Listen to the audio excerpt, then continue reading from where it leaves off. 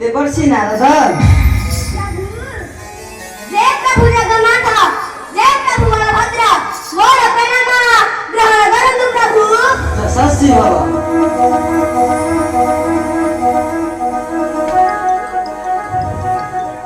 देवर्षि नाही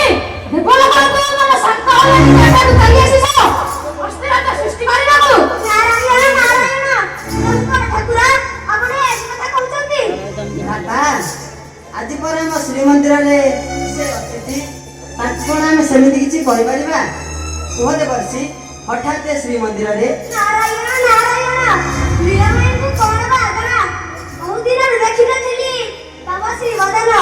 आउ को संभाଳି ପାରିଲି ତାକୁ ଭାଇ ଆସିଲି ଆଜ୍ଞା ବାबा ଶ୍ରୀ नारायण नारायण तबे प्रभु कुह देवर्षि कौन हैला तुमे री रहिला प्रभु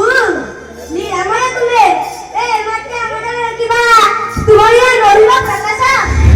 बुझिलु बाबा भाई एबे बसी पर सही परी କଥା କେବେ ବି ଗଲ ନାହିଁ ମୁଁ ସମ୍ପୂର୍ଣ୍ଣ ଭାବରେ ବୁଝି ନ ପାରିଲି ବି ବୁଝି ପାରୁଛି